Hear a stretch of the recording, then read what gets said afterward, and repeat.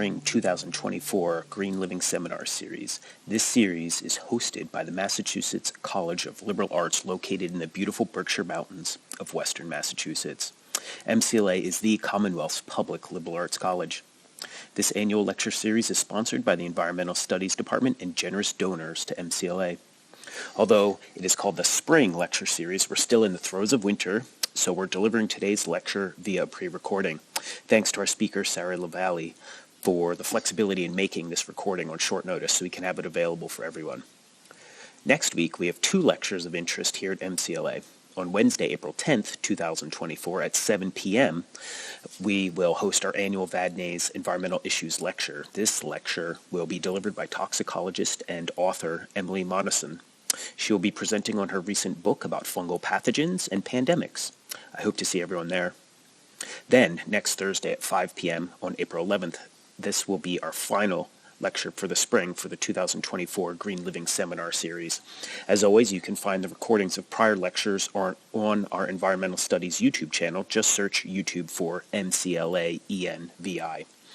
Today's presentation is the 10th in our spring series, and this spring we've called our series Greening New England.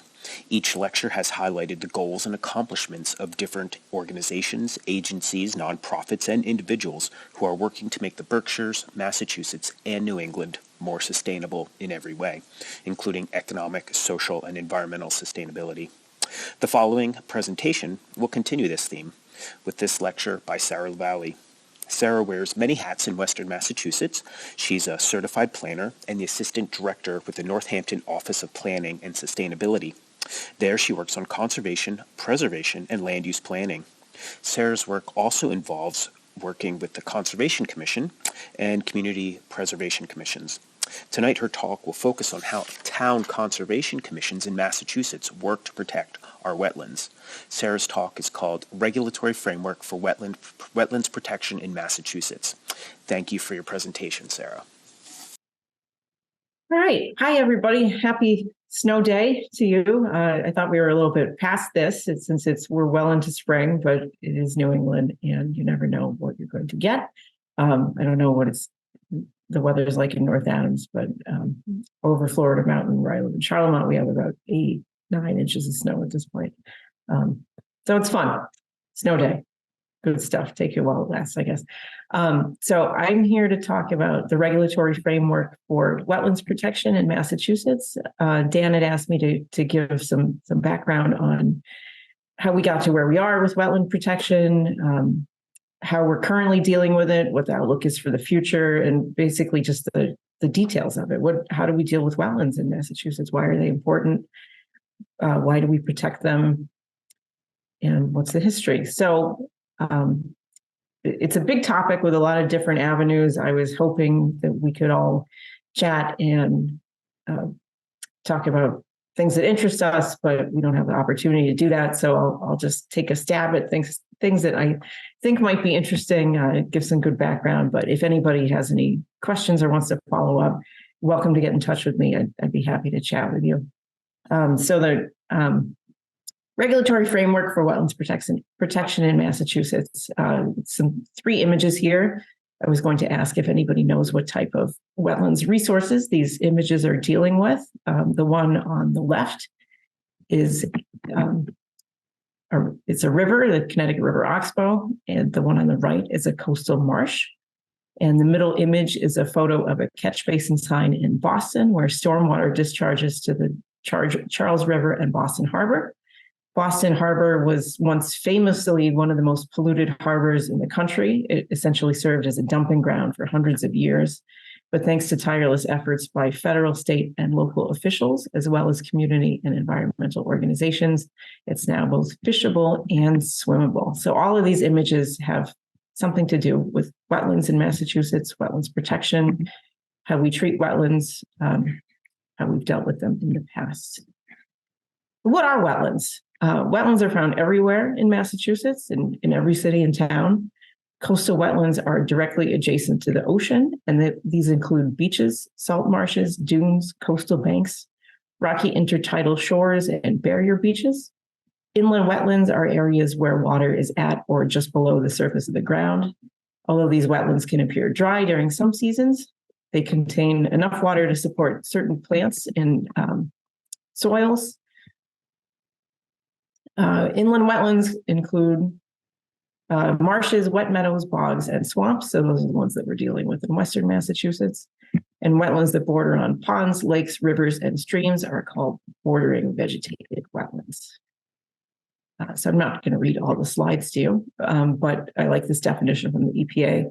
Although wetlands are often wet, a wetland might not be wet year-round. In fact, some of the most important wetlands are only seasonally wet. Wetlands are the link between the land and the water. They are transition zones where the flow of water, the cycling of nutrients, and the energy of the sun meet to produce a unique ecosystem that's characterized by hydrology, soils, and vegetation, making these areas very important features of our watershed. Why are wetlands important? Why do they need to be protected? Wetland functions include water quality improvement, floodwater storage, fish and wildlife habitat, aesthetics, and biological productivity. The value of a wetland is an estimate of the importance or worth or of one or more of its functions to society. For example, a value can be determined by the revenue generated from the sale of fish that depend on the wetland, by the tourist dollars associated with the wetland, or by public support for protecting fish and wildlife. Although large-scale benefits of functions can be valued, determining the value of individual wetlands is difficult because they differ widely and do not all perform the same functions or perform functions equally well. We talk about high-quality wetlands, low-quality wetlands. People proposing projects often like to say that the wetlands that they're dealing with are low-quality wetlands, so we don't have to worry about those. But is that true? How do we evaluate that? Decision makers must understand that impacts on wetlands functions can eliminate or diminish the value of wetlands. Wetlands serve as natural filters. Wetland plants and soils remove pollutants and toxic substances from water. Some pollutants are held for years in the roots of plants, such as arrowhead, cattails, and reed canary grass. Some wetland soils have beneficial bacteria that capture other pollutants like nitrates. Wetland plants also filter sediments and recycle important nutrients. Some wetlands also contribute to the drinking water supply by collecting and releasing water to groundwater systems and surface water reservoirs. The degradation and loss of wetlands can impact water supplies, and in some cases, resulting in water shortages that require water use restrictions. Those are fairly common in Massachusetts during periods of drought.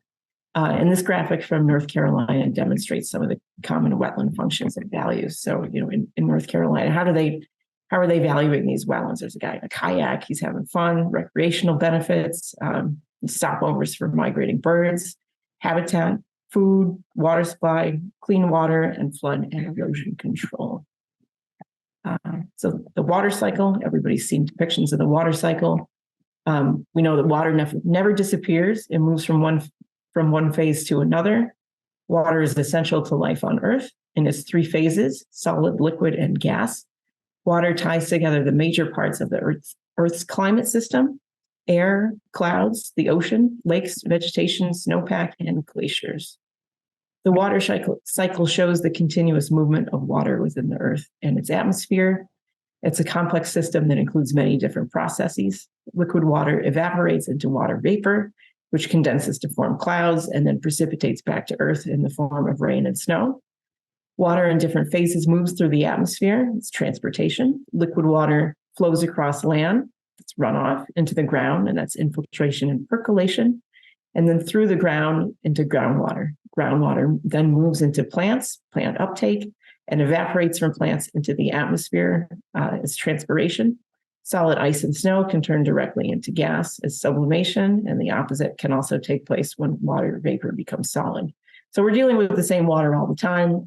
It's not going anywhere. It's just moving from phase to phase. But we do have opportunities, unfortunately, to mess it up. We can pollute it. We can make it so that while the water is still there, it can't be used as part of that cycle anymore. It's dirty.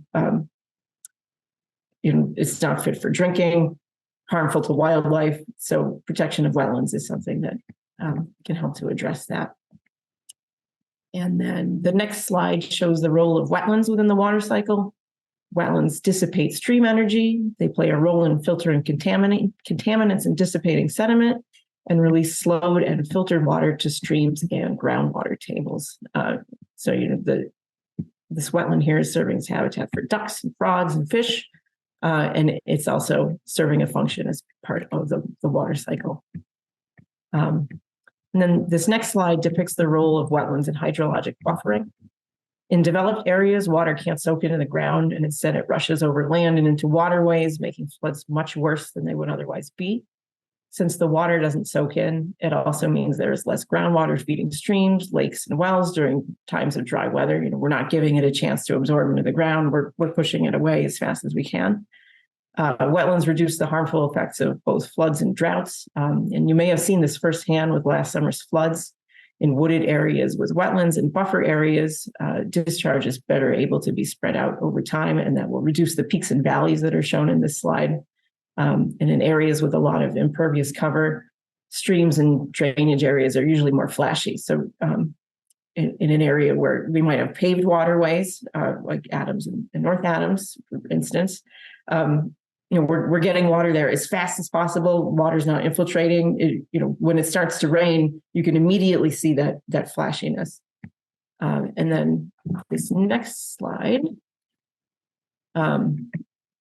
depicts how a watershed generally declines in overall water quality along with increases in impervious cover. So the less impervious cover you have, generally the stream quality is better. The more impervious cover you have into urban areas, we're seeing a decrease in that water quality. And you can see that firsthand. Go into a wooded area, you can see that the water's clean. There's fish and frogs. You go to a place with urban drainage that maybe isn't being adequately treated. It's dirty. There's a lot of suspended solids. It's clearly not as good as the water in a place where there's far more impervious cover. And we're also beginning to understand more about the role that wetlands play in carbon sequestration, which is, of course, of increased importance as we consider the effects and mitigation opportunities of climate change. And this slide shows how wetlands store carbon. Wetland plants absorb carbon dioxide as they grow, and when they die, that carbon doesn't get released back into the atmosphere. Instead, the plant sinks to the bottom of the wetland where it can't fully decompose. Over time, carbon accumulates in partially decomposed plant matter at the bottom of wetlands, and this carbon is stored for hundreds or even thousands of years. So the loss of an existing wetland means not only the loss of the particular carbon sink, but also the carbon stored in that wetland will be released. So we're not only losing the wetland, we're releasing the carbon all at once. Then here's a fun little video by Ducks Unlimited Canada. Let's start with a quick refresher. What is carbon? Carbon is an element like hydrogen or oxygen. Carbon can exist by itself, but it can also form molecules. One molecule you probably recognize is carbon dioxide, CO2. Wetland plants absorb carbon dioxide from the air as they grow, and they use this carbon to build new leaves, new stems, and new roots. Wetlands can support a lot of plants because wetland soils are rich in nutrients. When plants die on land, they decompose and release carbon dioxide into the air. But when plants die in wetlands, they don't fully decompose, and this stops carbon from being released. Decomposition is very slow underwater because there's not a lot of oxygen available. Over time, all of these dead plants accumulate at the bottom of the wetland, not decomposing, and instead keeping carbon stored within them. Since the industrial age, carbon dioxide levels have been increasing at a rapid rate and causing record high temperatures. But wetlands can help. When we keep our wetlands safe, they absorb carbon dioxide from the air and store it for hundreds of years. Plus, they provide food and shelter for animals. They filter contaminants from our water, and they protect us from floods. Wetlands are so important, and we need to conserve them. There's so much more we want to share with you. Check out www.ducks.ca/teaching-climate-change to learn how wetlands are making a difference for our planet.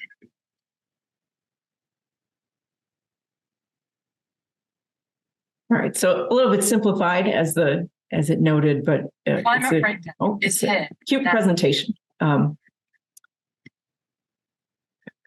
So back to the slideshow. Right, so the history of wetlands protection. World before wetlands protection. Wetlands are a nuisance. We don't, these are in the way. We need to get rid of them. Wetlands are terrible. And basically, this was the period of settlement through about the 1920s. So credit to Berkshire Environmental Action Team for the text and in the next few slides. They gave a great overview of the history of this.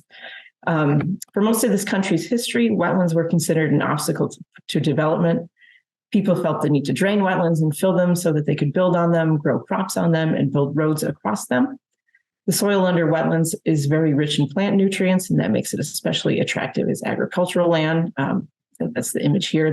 They're making this land suitable for agriculture. It's too wet, but we want to make use of the nutrients. There was really pretty little appreciation before the 1970s for the value of wetlands. The Swampland Acts of 1849, 1850, and 1860 turned federal land over to states that would agree to drain that land. This was a period of rapid population expansion. This drained land served as new agricultural land for the country's new arrivals and for others moving to undeveloped areas. A major target of these laws was the Florida Everglades, where 20 million acres of land was transferred and converted from wetlands to other uses. As a result of all this wetlands conversion, the United States has lost more than 50% of its wetlands since the arrival of European settlers. At the time of colonial America, the area that now constitutes the 50 United States contained an additional 392 million acres of wetlands. Of this total, 221 million acres were located in the lower 48 states. Another 170 million acres occurred in Alaska, and Hawaii had another about 59,000 acres. Over a period of 200 years, the lower 48 states lost an estimated 53% of their original wetlands. On average, this means that the lower 48 states have lost over 60 acres of wetlands for every hour between the 1780s and the 1980s. And this graphic shows the percentage of wetlands acreage lost from the 1780s to the 1980s. Massachusetts didn't fare as poorly as some states, especially in the Midwest. We only lost 28% of our wetlands, but that does not include areas that may have been lost since then. 22 states have lost at least half of their wetlands. Since the 1970s, the most extensive losses have been in Louisiana, Mississippi, Arkansas, Florida, South Carolina, and North Carolina. But as I noted, this is increasing in recent years in some states. So wetlands protection history, shifting thinking, hunters as advocates. Developments in firearms contributed to an increase in the effectiveness of commercial duck hunters, but also to a boom in duck hunting as a leisure time activity for the wealthy and well-connected. And it wasn't long before the influential group of recreational hunters, including doctors, lawyers, lawmakers, corporate executives, and other professionals, so the power players, the people who were able to make some change, began noticing a decline in their prey and began demanding that something be done about it. Biologists were able to tie the decline in waterfowl to a number of factors, including poaching, an increase in the number of birds being taken by commercial hunters, and also the draining of wetlands, largely for agricultural purposes, especially in the Midwest, as we saw in that previous slide. This is also where the country's most important migratory flyways were located, and largely in response to population studies that showed a decline in populations of ducks and geese, and to the political pressure exerted by the politically powerful sport hunters. The federal government passed the Lacey Act of 1900, which banned trafficking in wildlife taken illegally, and the Migratory Bird Treaty Act of 1918, which protected birds migrating between the US and Canada. So we're still focusing on the birds themselves, not quite yet on the habitat, but we're getting there. So by the 1920s, many biologists and influential hunters and conservationists had realized that measures restricting trade and commercial hunting wouldn't be enough to prevent further population decline. It's not just about the people shooting too many ducks, it's about the ducks not having a place to be. An effective response to the situation they identified would just absolutely have to include habitat protection. So in 1925, Congress authorized and funded the Upper Mississippi River Fish and Wildlife Refuge in 4 states, Minnesota, Wisconsin, Iowa, and Illinois. And that was followed by the Migratory Bird Conservation Act of 1929, which formed a federal commission for selecting and acquiring land for conservation purposes. This act further specified that the acquired land would be refuges or inviolate sanctuaries for migratory birds. In 1934, President Franklin Roosevelt authorized the 3-person Committee on Wildlife Restoration, and these might be some familiar names: Thomas Beck, J. Norwood Ding Darling, which that's a big national wildlife refuge now, as well as Aldo Leopold. The committee recommended that the government aggressively acquire lands for both game species and non-game species of birds and mammals, and that $50 million be spent acquiring and restoring habitat. Also in 1934, the sale of duck stamps to hunters began raising money to help finance this system, which was the beginning of what would become the National Wildlife Refuge system. And today, this program protects over 150 million acres. So next chapter in wetlands protection history is the environmental movement in the 1960s and 1970s. This photo is of the Cuyahoga River fire in 1969. This is often used as example of the tipping point of the environmental movement, but the river had burned a whole bunch of times before that. I think this was the 14th burning or something like that. So some milestones in the environmental movement that are related to wetlands and water. The Wild and Scenic Rivers Act provides a system that identifies and adds rivers across the United States to a protected list. By 1989, over 1,300 miles of rivers were protected just in Alaska, never mind the lower 48 states.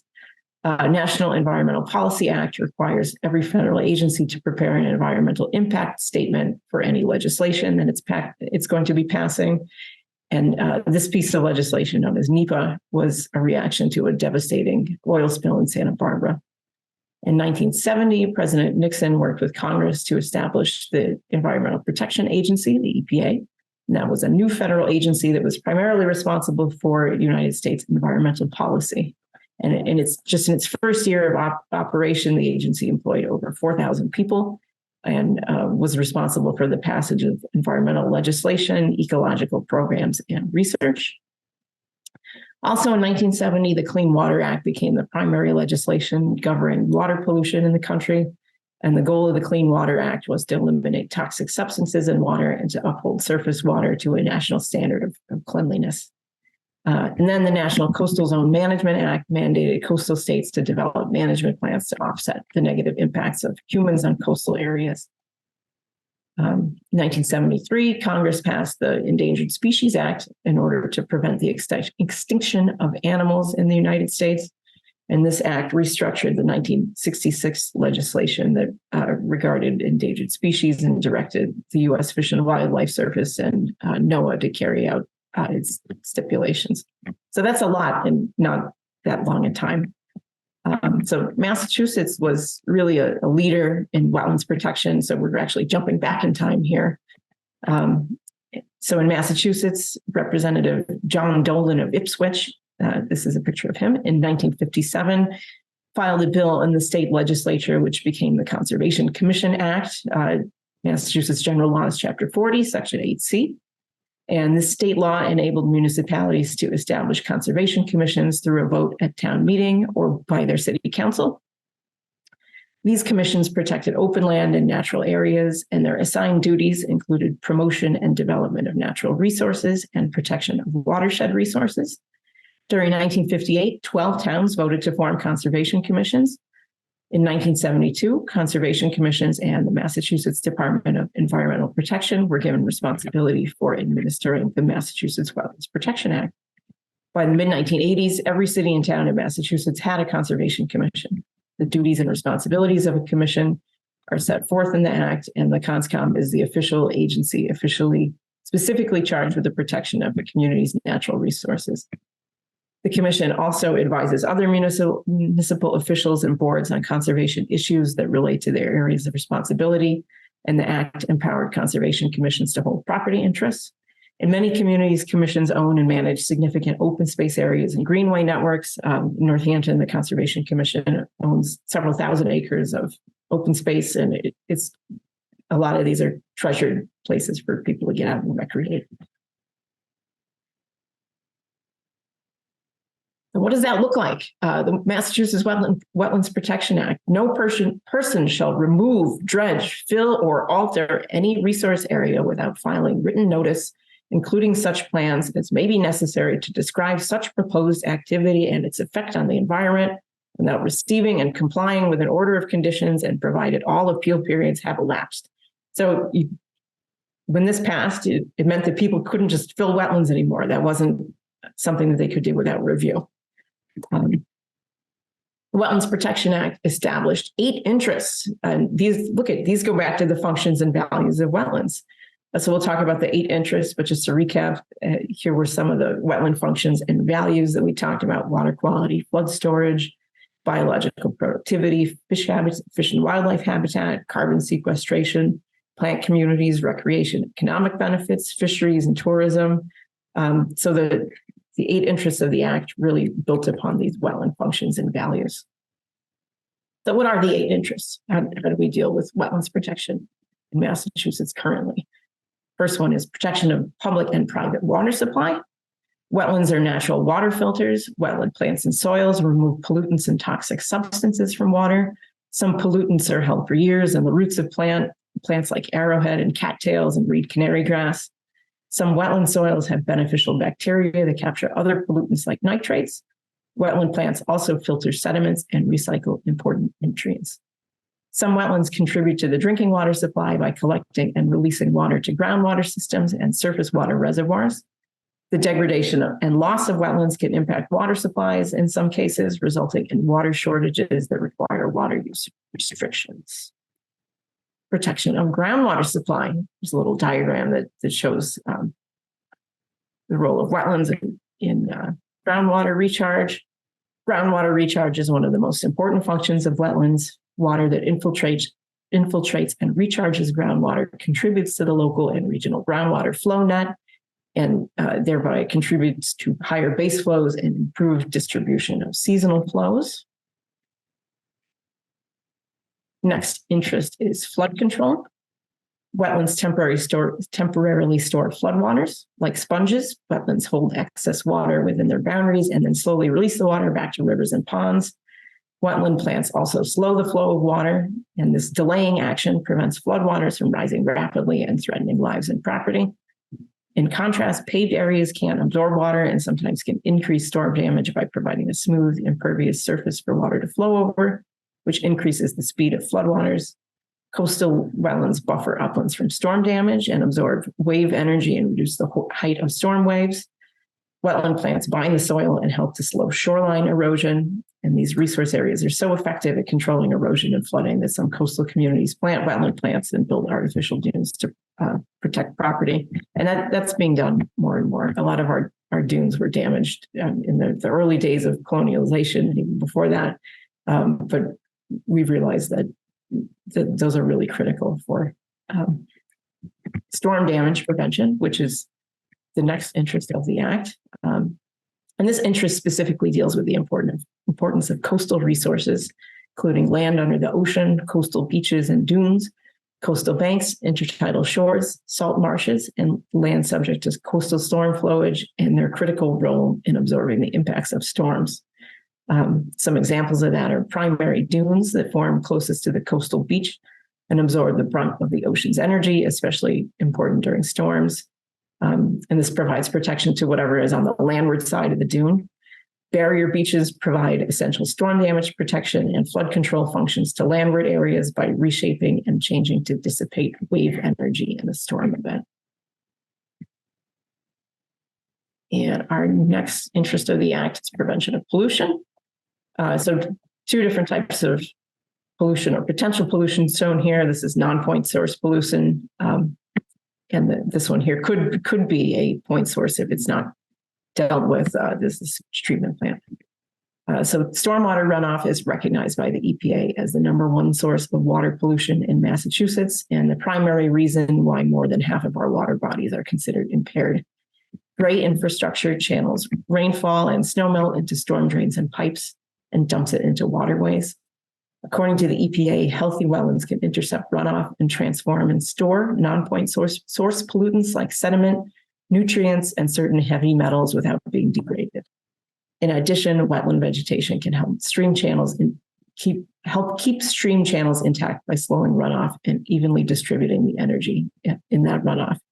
Wetland vegetation also regulates stream temperature by providing streamside shading. Some cities have started to experiment with wetlands as an effective tool to control runoff and protect urban streams.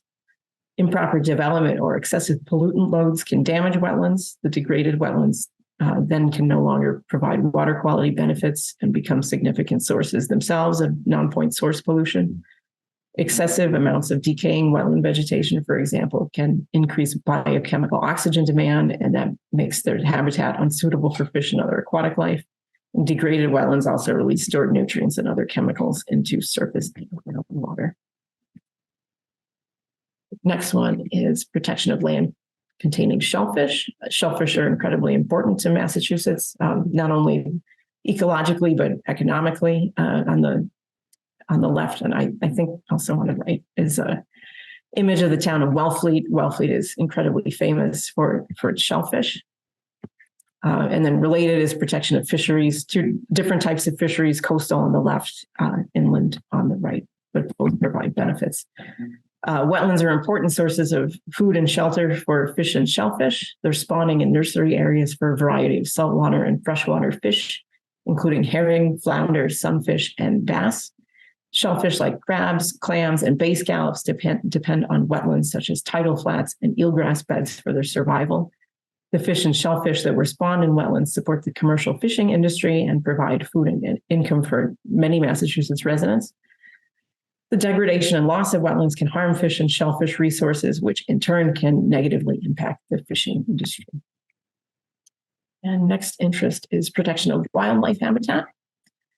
Many birds, reptiles, amphibians, mammals, insects, and plants depend on wetlands for their survival. Migratory birds like the red-winged blackbird find food and shelter in wetlands during their seasonal migrations. Shorebirds like the sandpiper use wetlands for food and shelter, and bald eagles depend on wetlands as well. In addition, wetlands provide breeding areas for birds such as the wood duck. Mammals also depend on wetland habitat. Black bear, deer, and other large mammals often feed on wetland plants. It's certainly not unusual to see a moose or a deer near a wetland. Beavers and muskrats make their homes in ponds and streams, while weasels and otters find their food in marshes. Wetlands provide habitat for many rare and endangered species, such as the wood turtle, piping plover, blue-spotted salamander, and the Plymouth gentian flower. And shown here is a vernal pool.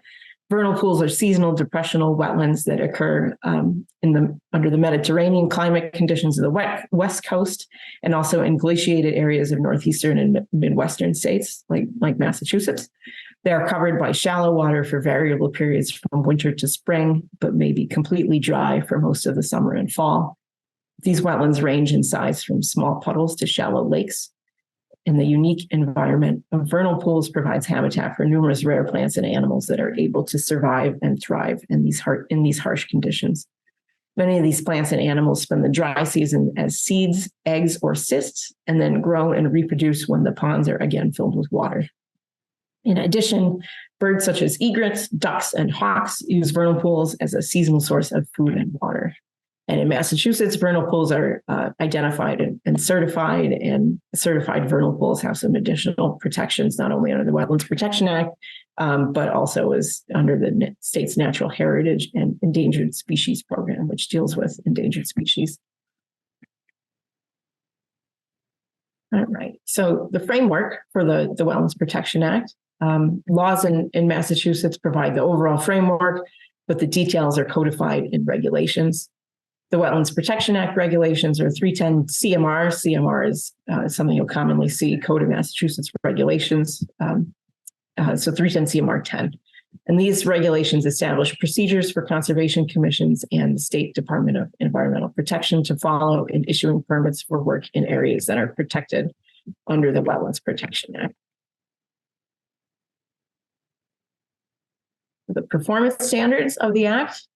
All wetland resource areas have performance standards listed in the regulations that must be met. So when people are proposing projects, they need to show that if it's impacting a certain resource area, whatever performance standards there are for that resource area are met. The performance standards are different for each wetlands resource area. Bordering vegetated wetlands will have one set of performance standards, but coastal resources will have another. And projects must be designed and conditioned to meet the performance standards. So Wetlands Protection Act is set up as a state law, but it's administered at the local level. So applicants will submit something, DEP will give it sort of a cursory review, but the bulk of the work being done is by the local conservation commission. So they're the local experts, they're the volunteers in administering this really tough and important act. Where does that? Sorry, hang on. All right, so where does the Wetlands Protection Act and its regulations apply? The CMR defines the types of wetlands resource areas that are protected by the Wetlands Protection Act. These include inland wetland resource areas, buffer zones to certain wetland resource areas, and coastal wetland resource areas. And it also creates standards for stormwater management. When you develop a property, especially if it was vegetated to begin with, and you're converting it to a paved area, you're changing the characteristics of it. So you need to figure out a way to deal with the stormwater. You can't just push it all on your neighbor's property. That's not okay. So that the regulations create these standards. These are really simplified, but no new stormwater outfalls can discharge untreated stormwater, so it has to be treated somehow, either through engineering or biofilters and swales and that type of thing. This photo is an example of a best management practice in a park to deal with stormwater.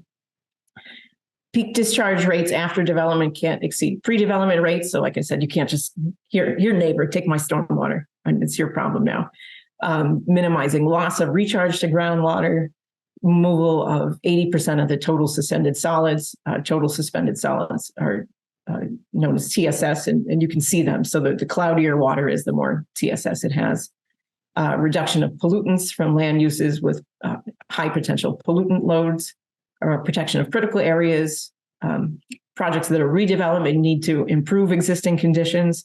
So just because you have a big parking lot doesn't mean that you have carte blanche to not have to do anything with the stormwater. If you're redeveloping that, controlling construction impacts, so making sure that you have proper erosion control, that you're not creating erosive channels and sending a TSS down into rivers.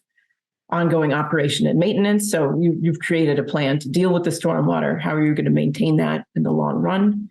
And also removing illicit discharges. So if we have connections to a river, like, hey, we're draining something into the city or the town system, that's no good. We have to disconnect those.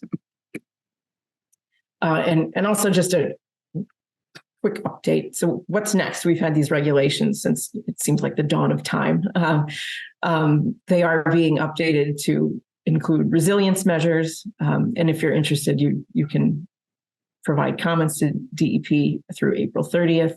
And this is a quote from the state DEP commissioner. We can't continue a business as usual approach if we want to build more resilient communities.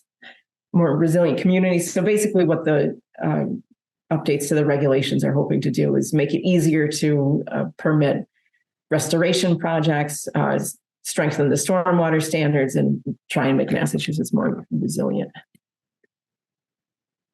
So getting back to the resource areas, different types of inland wetland resource areas. We have bank, bordering vegetated wetlands, land under water bodies and waterways. So that's what's underneath them. And land subject to flooding, bordering isolated, and those are abbreviated to BLSF, ILSF, as well as a riverfront area. So buffer zone is 100 feet from a resource. So buffer zone projects are impacting things that are 100 feet from a wetland boundary, either from bank or bordering vegetated wetland. And for each of these inland resource areas, which is what we're dealing with in Western Mass, each one has a section 1, a preamble that explains why the resource area is important within the CMR.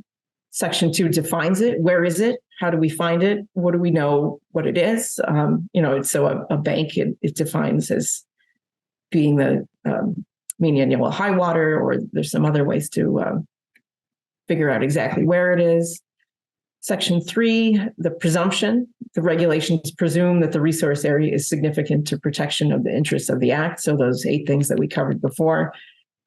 There's a couple exceptions, but usually if you have a resource area, we know that it is critical. I have a kitty here. I don't know if you can see her, but and then section 4, general performance standards. If you want to work within the resource area, you need to comply with these requirements. So just quick overview of the different types of inland resources. Bordering vegetated wetlands. Bordering vegetated wetlands include 50% or more of plants that are known as wetland indicator plants. Wetland hydrology is present, and potentially some other indicators of hydrology as well, such as hydric soils. So you look at this and you know that it's a wetland. If you were to dig a test pit, you would find hydric soils. You can see that there's standing water, and we can also see skunk cabbage, which is a wetland indicator plant.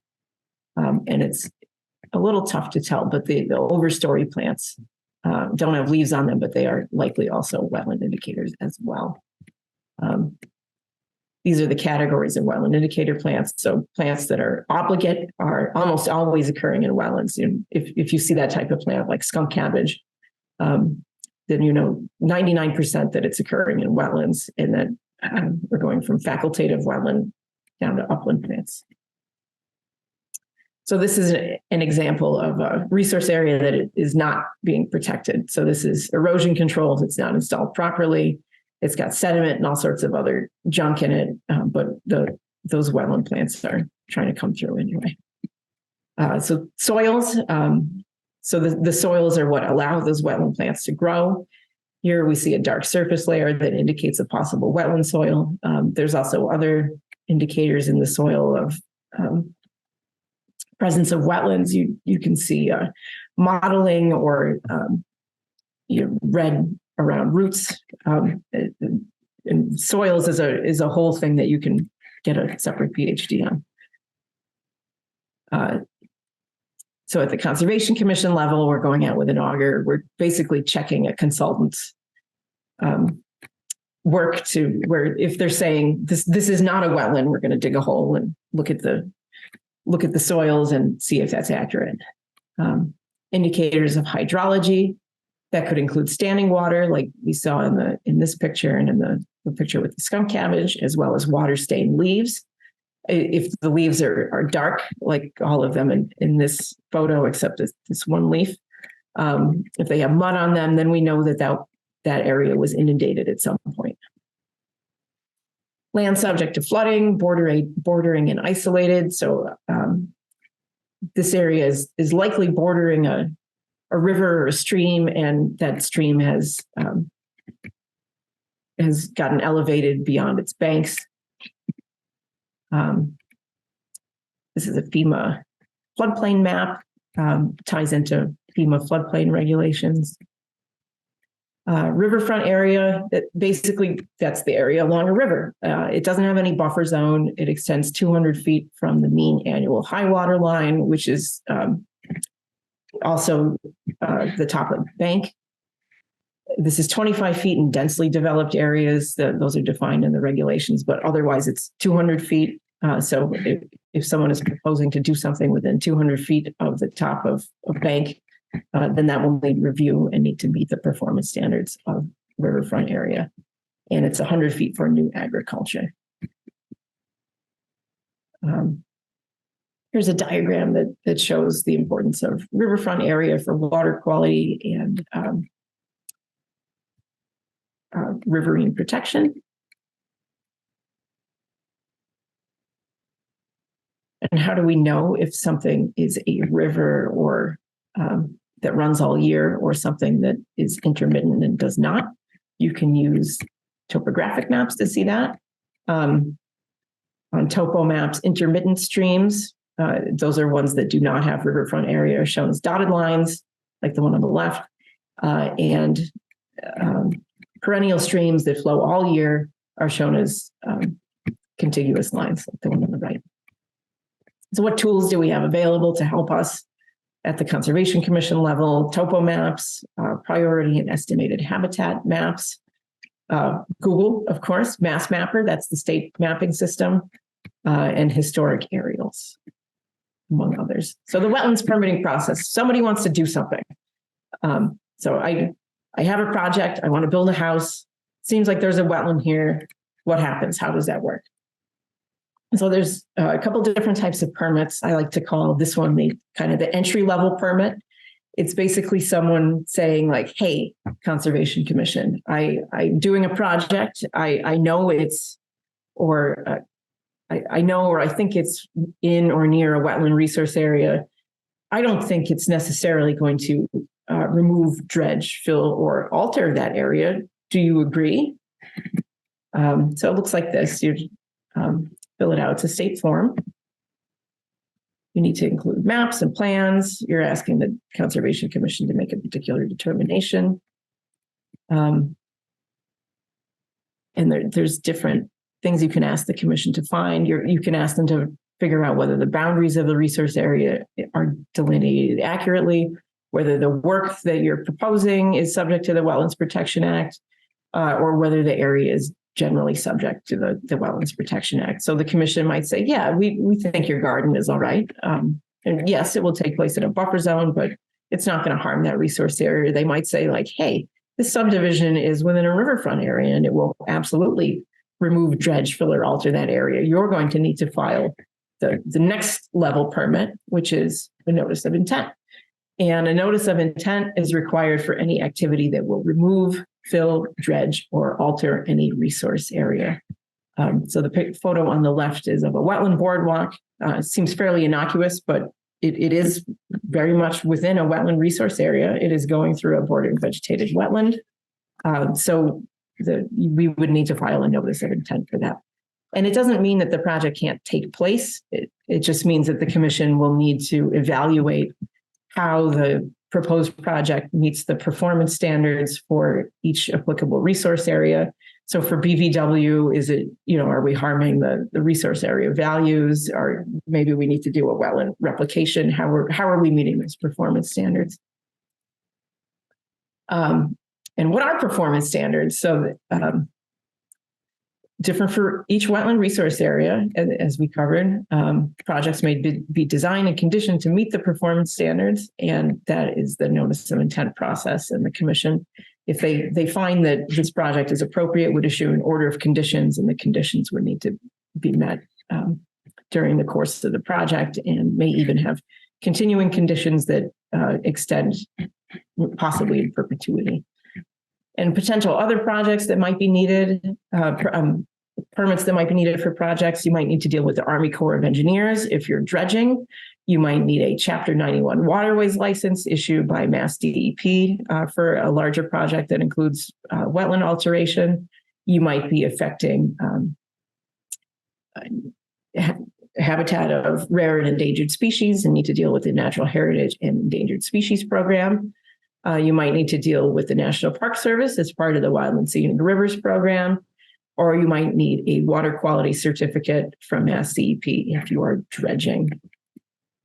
Other things that we take into account when we're permitting projects, river and stream crossing standards. So this is an example of something that is bad. We're disconnecting the two sides of the stream, putting it through a culvert. Fish can't get through there, wildlife can't get through there, potentially creating erosion and scour pools. And the stream crossing standards were designed to improve new crossings and replacement crossings. So we want to make sure that we're making a crossing that's wide enough, that's tall enough to allow the wildlife passage and prevention of flooding to occur. I like this slide, nature's messy. Though this stream has been restored, it doesn't appear neat and straight. It's because healthy natural streams are messy. Streams don't go in a straight line. They have meanders, and there's a lot of benefits to that. Logs and tree roots in the stream provide habitat for fish, turtles, and insects. Grass, shrubs, and trees on the stream bank provide cover and food for birds, frogs, snakes, and other wildlife. And here's a good example of nature is messy. Large woody debris in a stream along with streamside vegetation. Sometimes as a conservation commission agent, I'll get calls from homeowners like, well, there's the stream it's a mess. Somebody needs to come clean it out. But it's really important to have that large woody debris there to create riffle pools, places for fish to hide, shade the stream to make sure that it doesn't get too hot. We can sometimes issue emergency permits. Is a little too much in the weeds, but if there's a storm that creates a hazardous condition or something needs to happen immediately, then an applicant could receive an emergency permit without having to go through the big permit process. And also, beavers are our friends. We do get calls as well from people who are concerned about beaver activity, but as long as beavers are creating these wetlands in places that are going to have negative impacts to the built environment, we like to encourage that. We love to see beavers in our conservation areas. And I wanted to, let's see, how much time do we have? Not much, not a whole lot, but I wanted to give you a quick overview of a wetlands restoration project in action. So how are we protecting land and working with the wetlands regulations and wetlands laws to potentially restore wetlands that were altered historically? So the city of Northampton purchased a former golf course in 2020. You can see it in the image here. It's in what we call the Rocky Hill Greenway, which is between the Berkshire Highlands way to the west and the Connecticut River and its oxbow to the east. Mass Audubon Arcadia Wildlife Sanctuary is just downstream, and it's also near the Silvio Conti National Fish and Wildlife Refuge and other protected land. So this was an area that had been altered to create a golf course. People like to think of golf courses as green space, which they are. They're important for recreation. They're great for communities. But they're also not natural areas in the way that forested areas or wetlands are. This one in particular was one that had been drained. When you're golfing, you don't want to hit your ball into a wetland. You don't want to hear that plug of your ball getting stuck and know you're not going to be able to find it. So wetlands were typically altered to create these areas. It's great to golf near wetlands, but you don't necessarily want to be trudging through them with your golf stuff. So the Pine Grove Golf Course, like I said, is within the Rocky Hill Greenway. Nashawana Brook flows through it. Had previously been a golf course. Was a really fun course to play. I played there years ago. Several of you may have as well. But you can see that this isn't really a natural area. We're irrigating, we're mowing, we're bringing in grasses and turf that aren't native. City acquired it with the goal of ultimate land protection, recreation, and restoration. The golf course owner was retiring and looking to sell. We got a state grant to purchase the property. We're working with Mass Audubon, since their Arcadia Wildlife Sanctuary is just downstream of Nashawana Brook, and it had actually been causing some issues for them. They were excited to move the restoration project forward and see how the erosion and water issues that they were seeing on their property may change over time. So our goals for the site were to improve stream and wetland habitat, reconnect the stream with its floodplain, restore stream connectivity, increase flood storage, sequester carbon, provide passive recreation, and connect with existing conservation lands. And this is a overview of the site from just after the city took title to it. So still looks very much like a golf course at this point. Project phases: planning and assessment, engineering and design, permitting, construction. So we're currently working with the Massachusetts Department of Ecological Restoration on engineering, design, and permitting of all the work that we're doing. So we'll have to go through the same processes that we outline for applicants with notices of intent and other larger statewide environmental permits as well. So we did some planning and assessment to understand the history of the site and its land use legacy. We created some baseline and documentation about what we were looking at and evaluated some stressors and limiting factors. So upstream, we have some wetlands. This is in the photo on the top. Downstream, we have some wetlands as well, and then the intervening area was a golf course. So the area, like I said, had been altered over the years.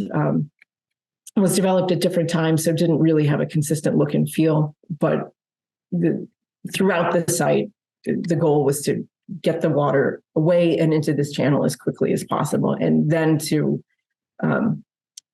alter the channel itself to keep it from flooding, so disconnecting it from its floodplain, to get the water off the site and allow the golfers to do their golf thing.